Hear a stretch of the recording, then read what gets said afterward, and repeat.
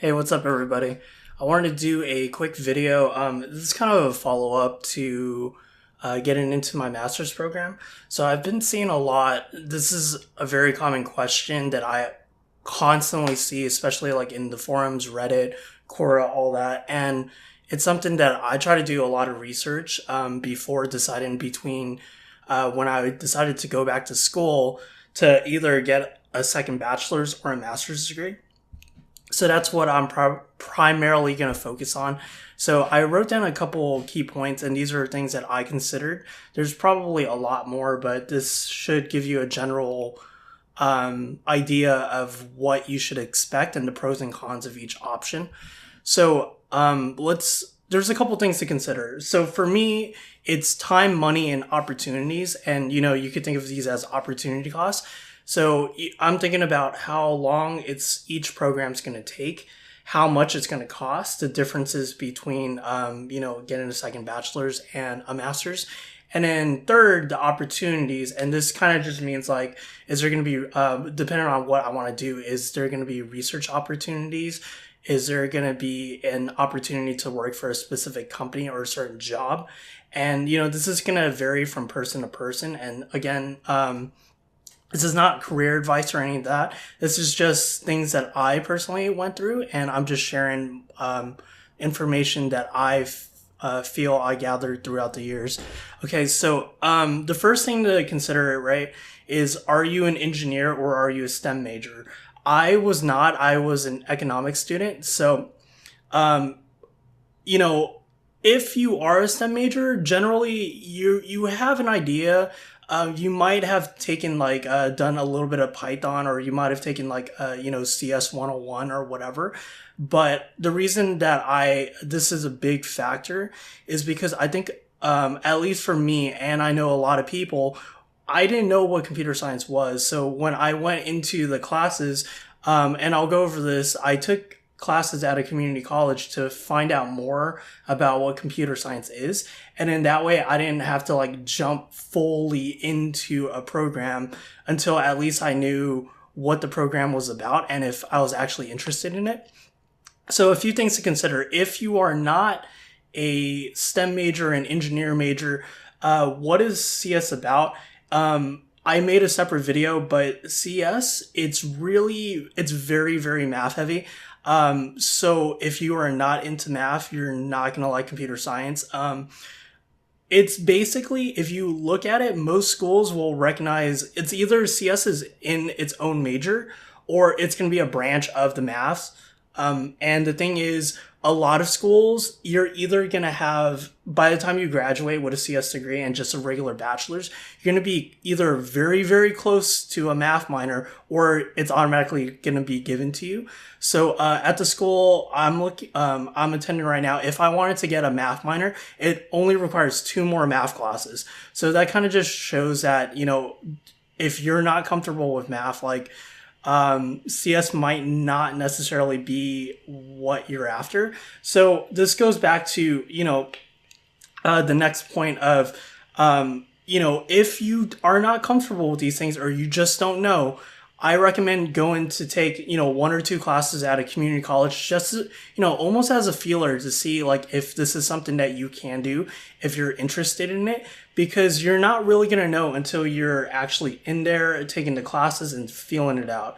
So I feel like community college is a very, inexpensive way. You can even, a lot of schools will offer either night classes or even just, there's, I'm taking a class right now that's Friday and Saturday. So you don't even have to quit your job or any of that. If you're considering going back to school for CS, this is a really easy way. You just, take 1 or 2 classes, see if you're actually interested before you make, the commitment. Okay. So the next thing I want to talk about is, should you even go back to a university? Okay, so the thing I recommend you do, instead of being like, hey, do I need to go back to school? You should think ahead of why you need this specific degree. So if you're looking for a specific job, you need to take a look at, go through LinkedIn, go through Indeed, Monster, whatever it is, but look at the jobs that you are wanting to do or considering doing, and look at the different qualifications that are required. Because, if you don't want to be spending a lot of time, like, for example, getting a second degree, if, what they require is just somebody that needs like basic coding or, something that you can learn from a boot camp. So you need to do a lot of research.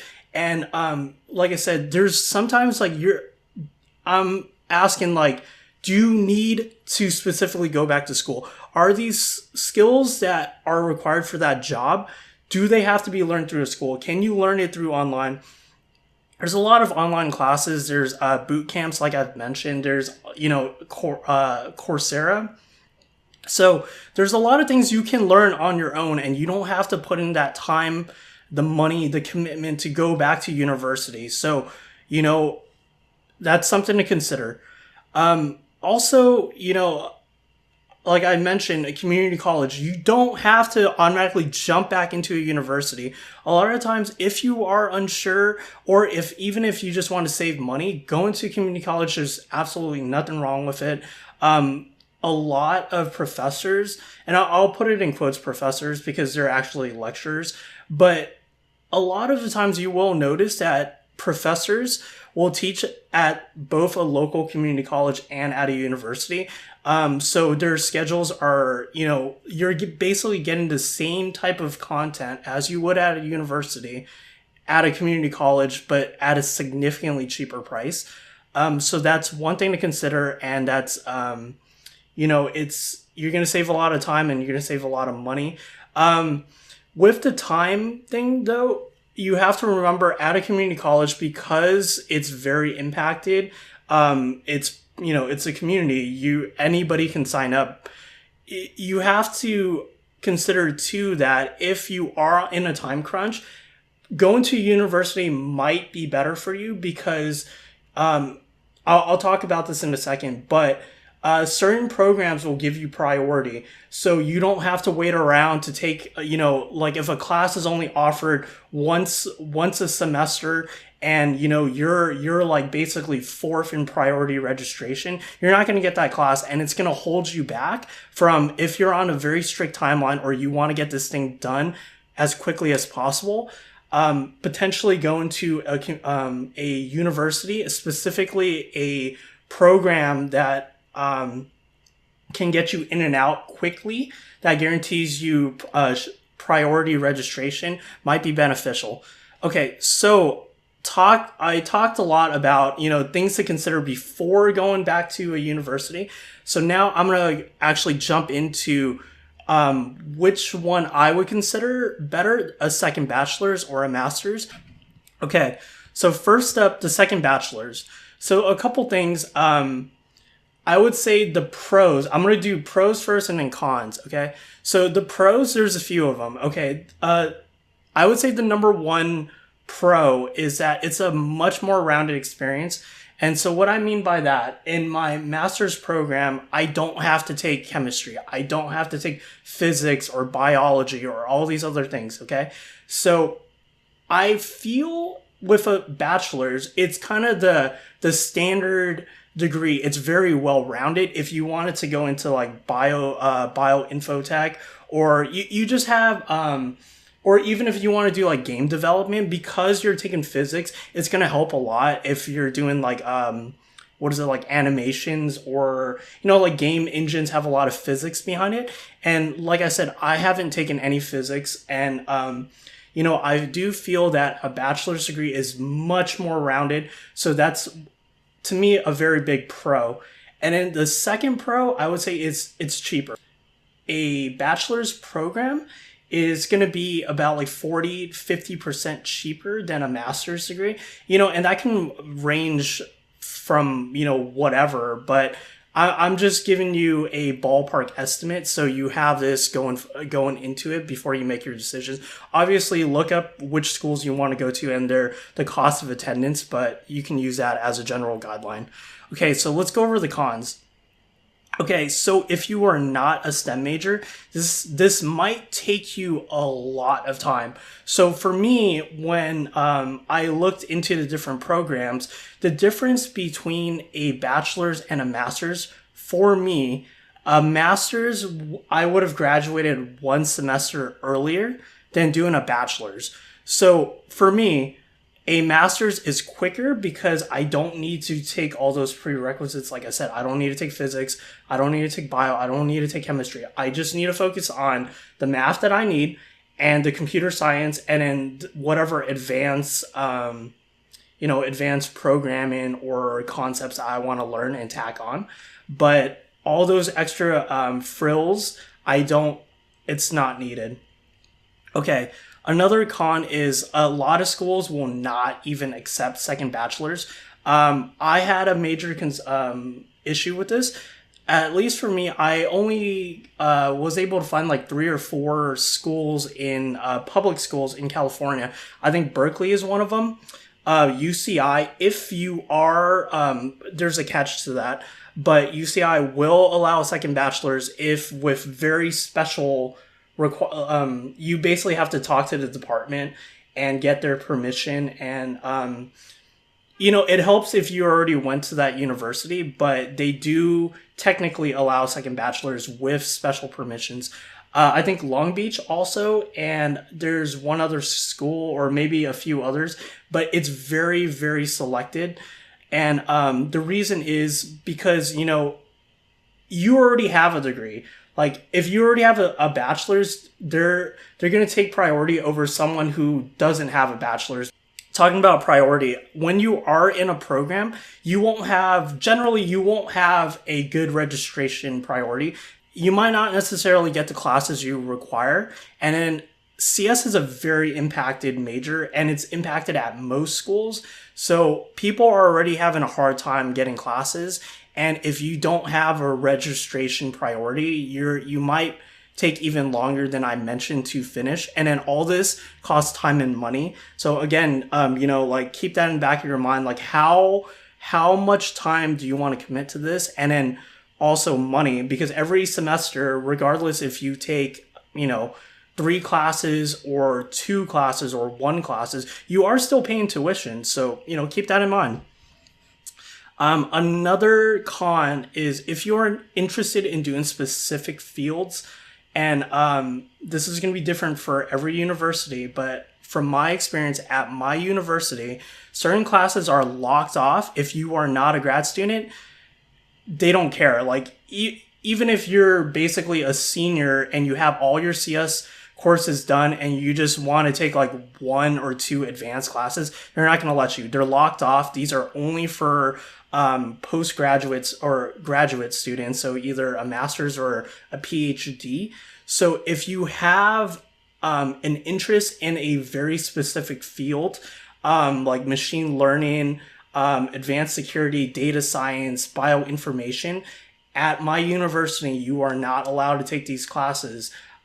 You might have like a smaller one that's like more general, like a more of an introductory course that you may take, but generally like the 500 level classes and some of the 400 level classes will be locked off for bachelor students. Okay, so the master's degree. So this, for disclosure, I decided to go with the master's, and I'm going to go over why. So this, take everything I say with a grain of salt because this is the path that I chose. But let's go into the pros. Okay, so obviously right off the bat, it's an advanced degree. So there's more prestige. So if you care, the way I think about it, like you already have a bachelor's, right? If you get a second bachelor's, like great, you have 2 bachelors. But if you get a bachelor's and a master's, well, now the master's is seen as higher. And then 2, if like, let's say you didn't go to the most prestigious university for your bachelor's, if you go to a prestigious one for your advanced degree, that one is going to trump your bachelor's. So, it's something to consider. Generally, an advanced degree is seen as worth more. So, if you care about the prestige and the school and all that, your advanced degree is going to be worth more. Number 2, it's going to be much more specialized. Like I gave a little bit of a preview, but if you want to do something advanced, you're going to need that advanced degree. And this is kind of where, this is kind of like the entry point. So, going down the master's route, if you want to do something specific, it's probably a good choice. But again, you should know what you want to do before you jump in. If you ever wanted to do research or go back for a PhD, obviously this is the right step. To get the PhD and to do this type of research, you obviously need a master's first. And even as a master's program, you have an option, at least at my school, you can either write a thesis or you can do a project. But if you want to go back for that PhD, writing that thesis is definitely going to help. Another thing I did mention was priority registration. As a master's student, generally you are on a time, you're on a time limit.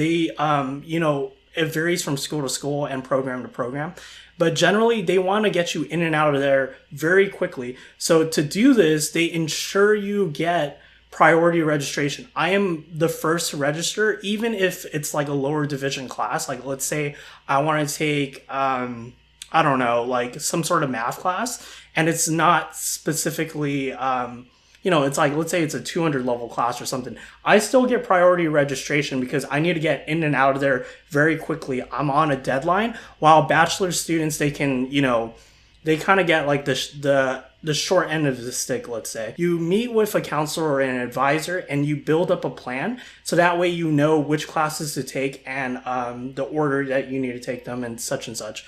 But that's one of the pros. So yeah, going into the separate counselors and advisors. So for my school, and I'm pretty sure most schools have this, you're going to have you have your general advisors for your department, but you're also going to have like grad advisors that talk about, like research and all that different stuff, but they're separate. And obviously because your class size is a lot smaller, you pretty much get, priority in that sense as well, because there's not as many master students. So if you need advising, your appointments are going to be a lot quicker to, you pretty much like say, I need to talk to an advisor, and it might be like 1 or 2 days, but you don't have to wait weeks or however long if you are a bachelor student.